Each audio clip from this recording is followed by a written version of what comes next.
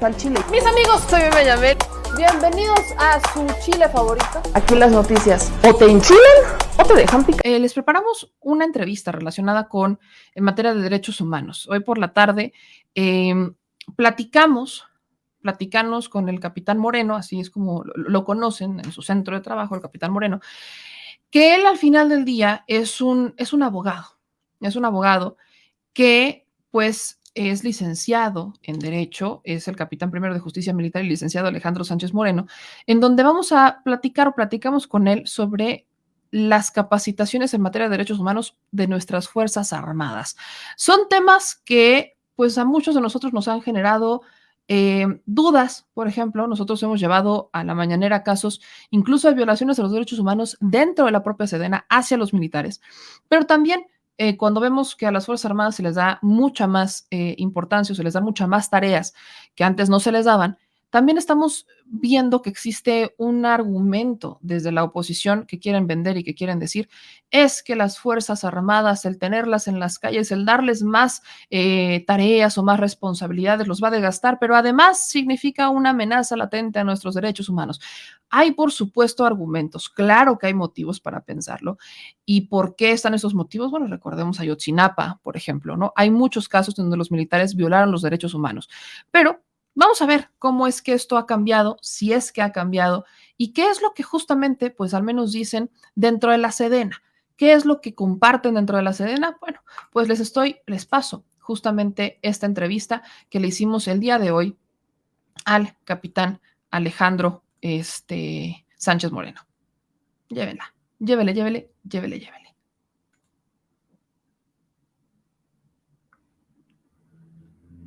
Pues bueno, le agradezco mucho al capitán Moreno que nos acompaña el día de hoy para hablar justamente de este tema, que es la importancia del respeto, observancia y protección de los derechos humanos en las operaciones militares. Escúcheme bien, porque este es un tema que nos interesa a todos los mexicanos. Capitán, le agradezco mucho que nos acompañe y platíquenme un poquito sobre esta importancia en materia de derechos humanos y sobre todo en las operaciones militares. Estamos hablando de México, hemos tenido varios casos que han lastimado a nuestro país, pero creo que el camino está enfocado en materia de derechos humanos. ¿Qué hay con esta importancia? ¿Qué hay con ese tema?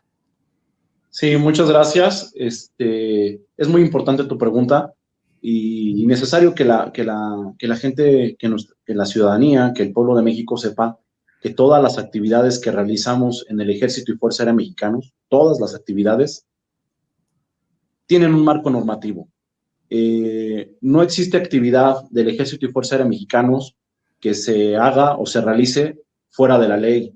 Si estamos en una base de operaciones, si estamos aplicando el plan DN3, si estamos en labor social, todo tiene un marco jurídico. Y ese marco jurídico va de la mano con el respeto, observancia de los derechos humanos de las personas. Siempre van de la mano. Tan es así que es la importancia para nosotros que dentro de nuestro sistema educativo militar, dentro de nuestro sistema de adiestramiento militar, la materia está siempre presente. ¿Qué cambios se han dado en la materia? Por ejemplo, hace algunos meses se firmaba un convenio con la CNDH y con la Subsecretaría en materia de Derechos Humanos de la Secretaría de Gobernación en materia de derechos humanos. ¿Qué cambios se han dado a partir, digamos, de ese convenio? Desde antes se aplicaban, se estudiaba, se buscaba capacitar a nuestras Fuerzas Armadas en materia de derechos humanos, ¿o qué cosas se fueron implementando o se han ido implementando?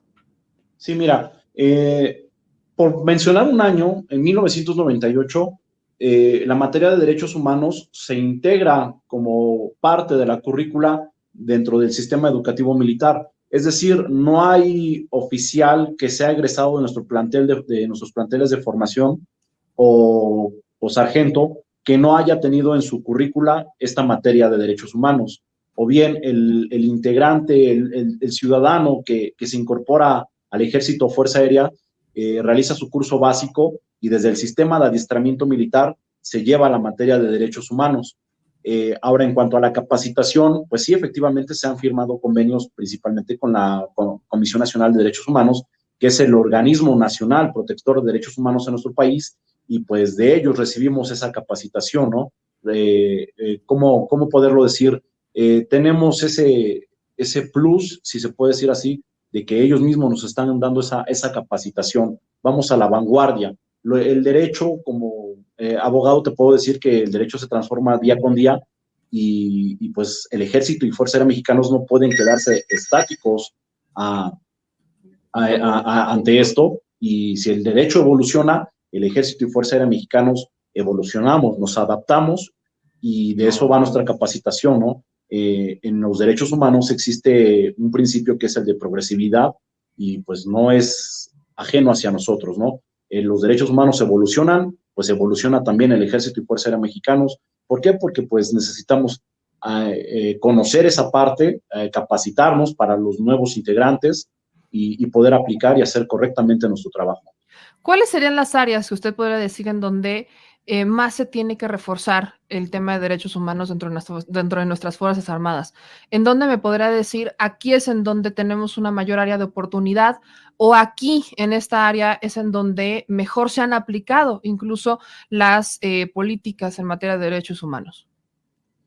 Pues un área como tal, así que yo te puedo decir que está identificada, pues es la capacitación, la capacitación.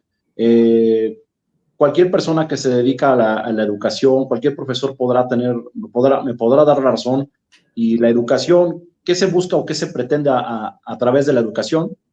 Regular la conducta de las personas. Esperamos ver un cambio conductual de las personas. Entonces, siempre la capacitación es a lo que apostamos en el Ejército y Fuerza Aérea Mexicanos para poder realizar correctamente nuestro trabajo. Ahora, creo que hay un tema muy, bueno, que es muy polémico últimamente, y creo que valdría la pena, aprovechando que nos está acompañando en este momento, que al tener mayores actividades, llamemos en esta administración, las Fuerzas Armadas han recobrado yo le llamaría como un segundo aire. Si bien sus actividades en materia, que si el plan DN3, en los temas de seguridad, por supuesto que son constantes, ahora las Fuerzas Armadas han tomado una importancia todavía más grande, porque esta administración, pues que sí están en la construcción de las obras y demás. Y se ha hablado mucho de un peligro de una militarización, ¿no? Es como algo que constantemente escuchamos en los medios de comunicación, y lo relacionan directamente a violaciones de derechos humanos. ¿Qué podría decirle a los medios de comunicación que insisten en que a mayor participación de las Fuerzas Armadas hay un mayor riesgo de violación a los derechos humanos, al menos en México? Pues es importante eso que mencionas. Sin embargo, el mensaje que siempre se busca y es que vean que el Ejército y Fuerza Aérea Mexicanos, independientemente de las misiones que se nos asignen, siempre nos preparamos para el respeto y observancia de los derechos humanos. Cualquier misión que se nos asigne siempre es con la finalidad del desarrollo del país, del crecimiento del país en beneficio del propio pueblo. Entonces, sobre eso nos preparamos y sobre eso siempre va a ser nuestra línea, ¿no? La preparación constante. ¿Para qué? Pues para observar y respetar esos derechos humanos, para que la ciudadanía, por cada soldado que vea en la calle, sepa que ese elemento está debidamente capacitado en materia de derechos humanos y que se les va a respetar sus derechos humanos. Ahora, aquí vamos a dos preguntas que tienen un sentido, digamos, distinto. La primera es, ¿cómo la Secretaría de la Defensa Nacional, cómo la Sedena, ha acatado las recomendaciones que han llegado por parte de la Comisión Nacional de Derechos Humanos en casos que se han dado desde hace años, e incluso quizás algunos que se pudieran dar en fechas recientes, por alguno que otro elemento que pudiera no haber seguido la capacitación en materia de derechos humanos? ¿Cómo es que la Sedena aplica las políticas o las recomendaciones? ¿Qué hace la Sedena cuando una recomendación en materia de derechos humanos llega a ellos? Bien, si me permite señalarte, en las recomendaciones básicamente siempre viene la capacitación. Okay. La CNDH siempre hace énfasis a la capacitación, ¿no? De ciertas cuestiones en particular, como en tal o cual tema, por ejemplo, respeto a la vida, respeto a la propiedad privada. Sí, dependiendo la recomendación o de qué hayan sido los hechos que derivaron la recomendación, la CNDH nos hace énfasis, capacita más en estos temas, capacita más en aquellos otros temas, y pues sobre de eso, por eso yo te decía hace un momento, siempre va a ser la capacitación nuestra base para poder actuar. Y digamos que el otro lado es cómo es que han atacado, también es conocido, que se han dado ciertas violaciones en los derechos humanos dentro de la Sedena. ¿Cómo la Sedena ha atacado o ha combatido propios asuntos que han violado los derechos humanos, pero al interior, en la organización de la Sedena? ¿Cómo lo han logrado?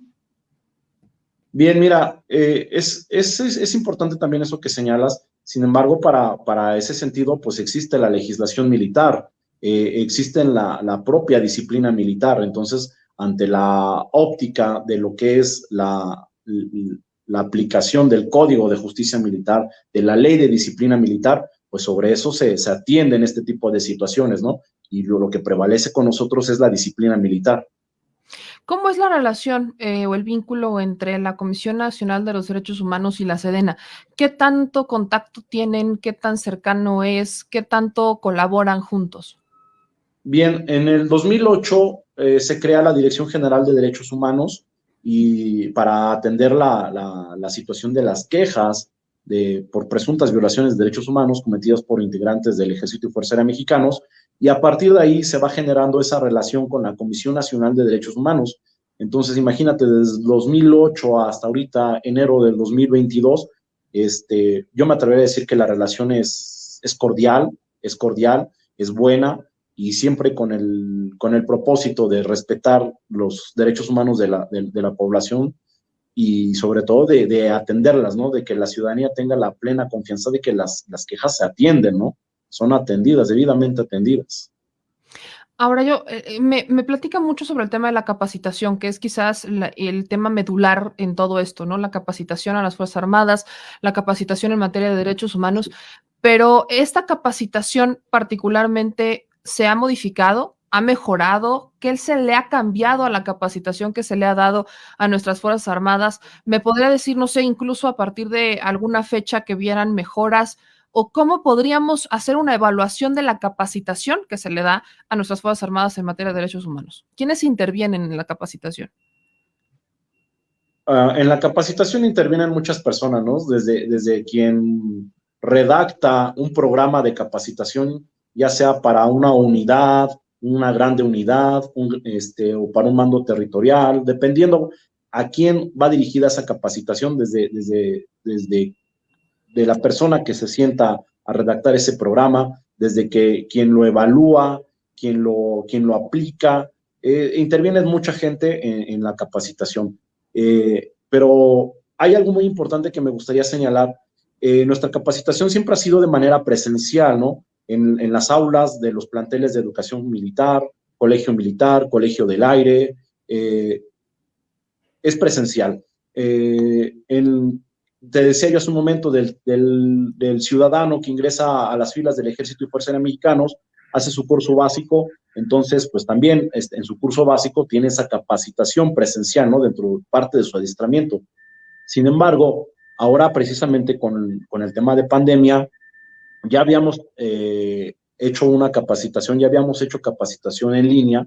Sin embargo, con el tema de la pandemia, pues se presentó la oportunidad de potencializar eso, de utilizar las tecnologías de la información, y ahorita nuestra capacitación de derechos humanos ha sido completamente en línea, ¿no? Precisamente para evitar las conglomeraciones de las personas. Entonces, pues atendiendo a tu pregunta, me atrevería a decir responder que esta es un parteaguas, ¿no? Para nosotros, ¿no? Cuando nuestra capacitación era, yo creo, un 90% presencial, de manera presencial, pues en esta ocasión ya se hizo en línea, ¿no? El Ejército y Fuerza Aérea Mexicanos no se han dejado de capacitar, ¿no? Que por tema de pandemia la capacitación queda suspendida, no, de ningún modo, ¿no? Entonces nosotros nos tenemos que adaptar a las circunstancias y pues en esta ocasión vimos que se puede seguir capacitando en línea. No, por supuesto, creo que la capacitación en línea es un elemento que ayuda a romper las barreras que existen y que incluso podría apoyar a mejorar los contenidos propiamente de las capacitaciones que se les dan. Por eso enfoco un poco mi pregunta a la capacitación, si es tan importante, si es la médula ósea, llamémosle, de el tema de la relación entre los derechos humanos y nuestras Fuerzas Armadas. Insisto en la pregunta quizás de ¿qué elementos integran la capacitación de en materia de derechos humanos? ¿Qué se les enseña en materia de derechos armados en nuestras Fuerzas Armadas? ¿Cuáles son los elementos que integran esta capacitación? Pues básicamente empezamos de ceros, desde qué son los derechos humanos, la historia de los derechos humanos, la evolución de los derechos humanos, de cómo están ligados con las garantías individuales en nuestra Constitución política y derivado de eso, el respeto. ¿Por qué tenemos que observar y respetar esos derechos hacia las personas? Y sobre eso va nuestra capacitación, ir viendo, ¿no? Te decía, vemos derechos humanos, también vemos el tema de derecho internacional humanitario y de igualdad de género, tocamos temas de hostigamiento y acoso sexual.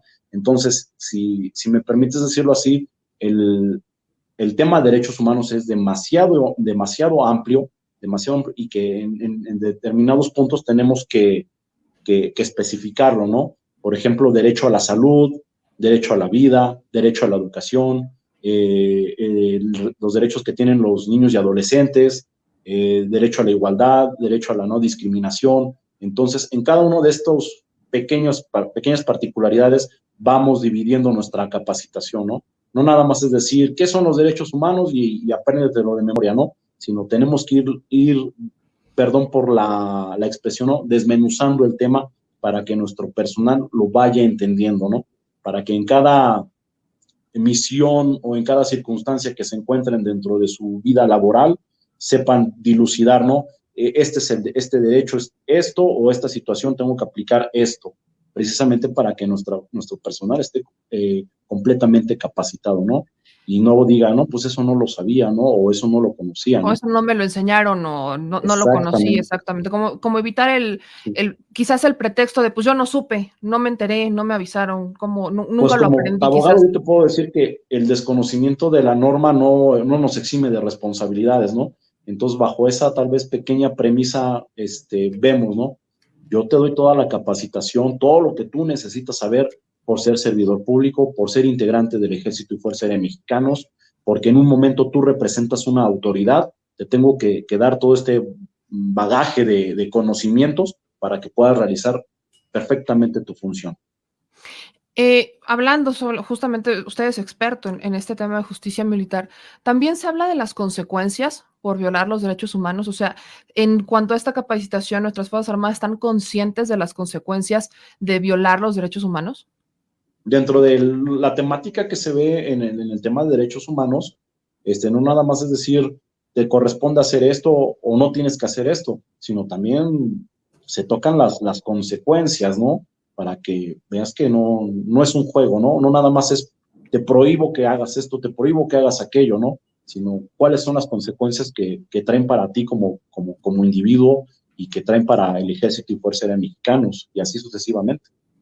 ¿Usted consideraría que hasta ese momento las Fuerzas Armadas, nuestras Fuerzas Armadas, han aplicado correctamente su capacitación en materia de derechos humanos? ¿Cómo evaluaría la capacitación en materia de derechos humanos dentro de la Sedena? Buena, como buena. Si no estuviéramos contribuyendo al crecimiento del país. No podemos desempeñar un trabajo sin conocer cuáles son las reglas de ese trabajo. Entonces, nuestra capacitación es buena.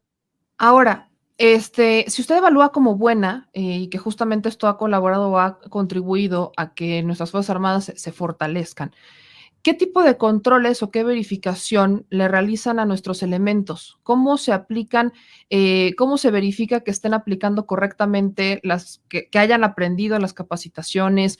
¿Cómo verifican ustedes que las capacitaciones están funcionando? Bueno, pues como parte del proceso de enseñanza-aprendizaje siempre se aplican evaluaciones, ¿no? Siempre se están aplicando evaluaciones. Termina el curso y se aplica la evaluación, la final o la que corresponda, la parcial, si estamos hablando dentro del sistema educativo militar.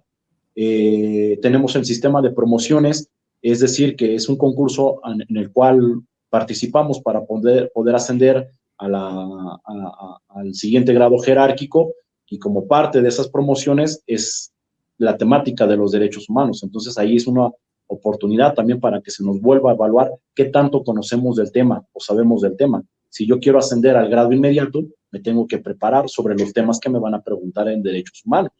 Entonces, pues son exámenes realmente los que se nos aplican. Repruebas el examen, no asciendes, ¿no? Así de fácil. Y, por ejemplo, digo, creo que aquí hemos visto muchos escenarios en donde a veces una buena calificación no lo es todo. Podrían incluso darse casos, o ustedes han visto casos en donde se habría tenido una buena calificación en estos exámenes y que quizás en los hechos se tuvieran acciones contrarias. O sea, ¿se han dado cuenta o han visto algún caso así dentro de la Sedena? No un caso así en particular, pero hay que entender que a veces las circunstancias son las que nos obligan a actuar de tal o cual manera, ¿no? Efectivamente, una calificación de 10 o de 100 no implica que tú no vas a cometer una situación, ¿no? Sino que a veces son las circunstancias las que te ponen en esa situación y tienes que tomar una decisión a veces de vida o de muerte, ¿no? Entonces, tenemos claro que no es un reflejo, ¿no? Pero siempre la educación busca tener ese cambio conductual en las personas, ¿no? ¿Existe algún, y se lo pregunto justo como experto en el tema, ¿existe alguna situación o alguna circunstancia que justifique una violación a los derechos humanos? No, ninguna. En la misión más difícil que podría tener la Sedena, nuestras Fuerzas Armadas están capacitadas actualmente, se ha mejorado la capacitación y se ha implementado como para que la ciudadanía hoy por hoy se sienta segura que hasta en la misión más difícil nuestras Fuerzas Armadas van a ser capaces de desempeñar su labor sin violar los derechos humanos, de quien sea la persona, lo que sea. Claro, somos profesionales, claro. ¿Qué mensaje le podría dejar usted a la gente, capitán, sobre el compromiso que tienen las Fuerzas Armadas con los derechos humanos? Al final es un compromiso que tienen con los ciudadanos, no es el compromiso que tenemos que por muy complicado que sea la misión o por muy difícil que pueda ser la circunstancia, al final existe una base, tienen elementos, no se han omitido los elementos y creo que la ciudadanía a veces como que genera y digo, no son todos, por supuesto, creo que las Fuerzas Armadas y sobre todo nuestras Fuerzas Armadas mantienen todavía una confianza por parte de la gente y a veces verlos tan expuestos pareciera como que si se fueran a desgastar y siempre el tema, como se lo decía hace un ratito, es derechos humanos. Entonces, ¿qué mensaje usted le dejaría a la ciudadanía en cuanto al desempeño y a la confianza de nuestras Fuerzas Armadas, en cuanto al compromiso que tienen nuestras Fuerzas Armadas con los ciudadanos? Sí, que por cada soldado que vean en las calles tengan la certeza de que hay mucho trabajo de capacitación atrás de ese elemento, para que ese elemento pueda salir a las calles, tomar las armas o desempeñar la misión que en ese momento se le encomiende, hay capacitación. Y esa persona está capacitada y siempre va a ser para respetar y observar los derechos humanos del pueblo de México. Yo le agradezco muchísimo, capitán, porque nos ayuda un poco a brindar esta información y bueno, recordarle que esta también es su casa y que pues aquí las puertas están abiertas para poder escucharlos y para platicar con ustedes, sobre todo en tiempos donde hay mucha observancia y donde hay mucho foco en nuestras Fuerzas Armadas. Sí, muchas gracias. Agradezco de antemano el espacio que nos brindan para dar a conocer nuestro trabajo, ¿no? No nada más que nos vean en la calle, sino que sepan que para poder estar en la calle, vamos, nos capacitamos, ¿no? Y todo es para el bien del país. Muchas gracias. Igualmente le agradezco mucho y bueno, estamos en contacto. Que tenga un excelente día. Hasta luego.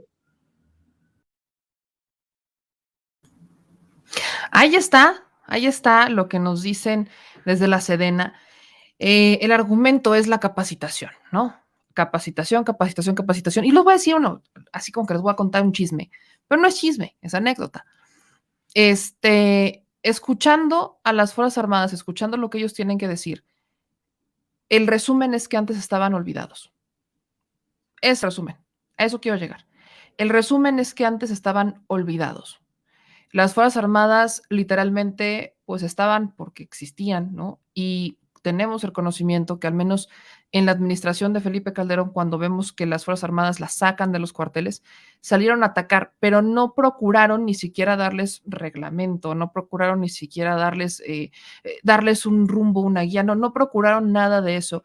Y nos lo han dicho varios en los comentarios, que las Fuerzas Armadas antes realmente estaban olvidadas, estaban abandonadas, y solamente lo sacaron, pues ahora sí ataca, mata. Y las Fuerzas Armadas obedecen a quien es el que en ese momento es su líder, que es el presidente de la República, el comandante supremo de las Fuerzas Armadas. Entonces, hoy lo que hace esta administración es darle nuevas tareas a las Fuerzas Armadas. O sea, no solamente tenerlas ahí ocupando un espacio o que en el plan de N3, o no, sino que las tiene y les dio nuevas tareas.